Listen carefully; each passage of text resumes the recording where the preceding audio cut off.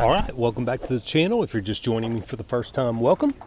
I've got my 1944 Smith & Wesson's 38 Special K-frame out at the range today to talk about some revolver business.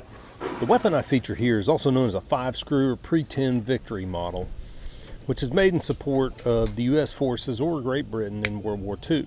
This one is a 38 Special, which means it was built directly for the American military, and the Allied nations received a different caliber. In my research for these wartime revolvers, I came across several marksmanship courses and methods of instruction for new revolver shooters. If you've seen my channel, you will know that I do many videos on field manuals and their application to the firearm covered in the military's material. In this case, I discovered a document from 1934 called the Manual of Police Revolver Instruction by a man named R.M. Bear.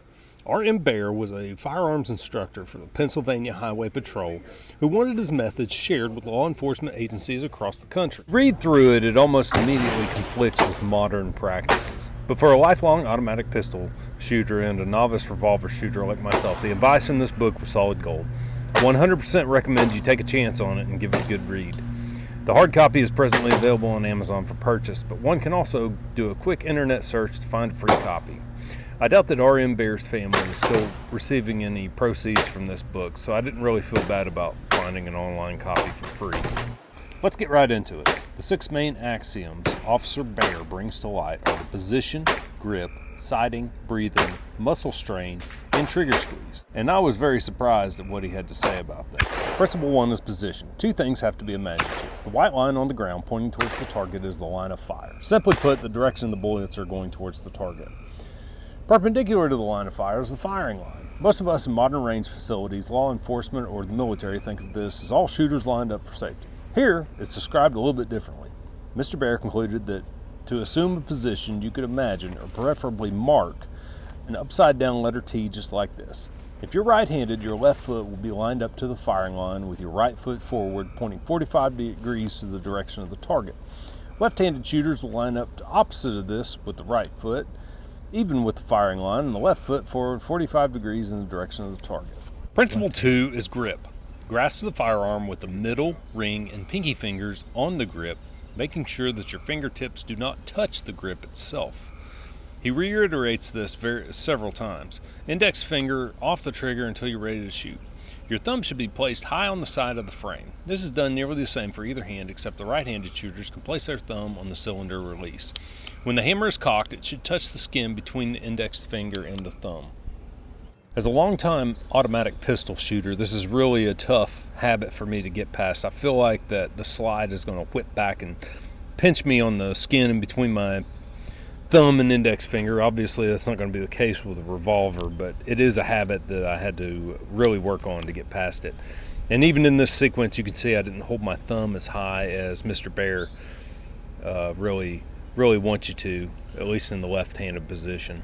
He does explain later on in the book that the reason for doing this is for low light or nighttime shooting. If you're shooting in the dark, then your thumb being that high is a good reference point to where you know the sights are if you've practiced enough. Raise the revolver in a relaxed position with your arm just as naturally as you would pointing a finger. Let's go through a couple don'ts. When you cock the hammer, don't make it theatrical. Don't bring the revolver way up in the air and then bring it down on the target. Same when you initially point at the target, just raise the revolver naturally.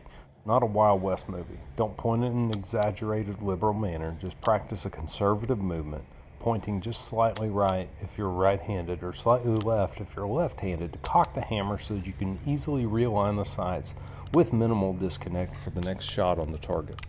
Number 3 is sighting. Line the front sight blade into the cut of the rear sight evenly and place at the bottom of the target, specifically when shooting at a bullseye. Revolvers of this time period with fixed sights were manufactured to be fired accurately this way. It's best to begin with a target that has a clear bullseye, and once you're comfortable, you can move up to something like a bottle, a can, or a silhouette target like I have here.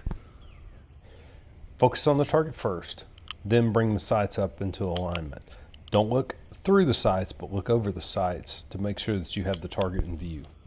Number 4 is breathing. Many people who are starting off with shooting are nervous, even overwhelmed, and that's okay. As you practice, these feelings will subside.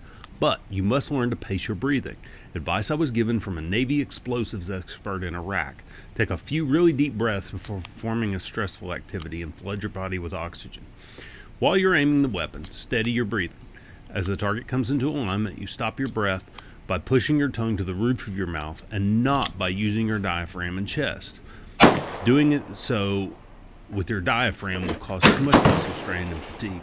You're also prone to making a hasty shot and yanking the trigger trying to get a shot off so that you can breathe again. It's incredibly easy to forget this step, but can be easily addressed and practiced with dry firing. Number 5 is muscle strain, aka too much tension.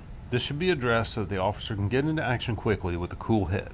Absence of muscle strain equates being at ease under pressure. Mr. Baer lists some causes of muscle strain as straining or overworking the arm that supports the revolver. Number 2, gripping the stock too tightly. Number 3, your body weight not distributed evenly on both feet. Number 4, taking an improper stance or shooting position. Number 5, when aiming, don't lower your head to the weapon. Bring your weapon to the eye level. Number 6, let your non-firing arm just dangle to the side naturally. Putting your hand on your hip, side, or other position causes your shoulders to be uneven and therefore muscle tension in your firing arm. Last point here is trigger squeeze. Don't yank or jerk the trigger. Naturally place the fingertip into the center curved area of the trigger, which is made for it, and squeeze. The shot would be a surprise to the shooter, applying ever even pressure until the hammer falls. Again, this is another technique that can be practiced with dry fire, and myself, I am very guilty of this. Trigger squeeze is a very hard one for me. I think trigger squeeze and breathing are probably the two that I need to work on the most. So I will continue to do so. I hope that you found this introduction to this guide pretty interesting. Check it out. Amazon's got it. You can download a copy. Check out your local library. Unfortunately, my library system didn't have it, and none of the libraries nearby had a copy of this. So I had to settle for a digital version. But feel free to read it.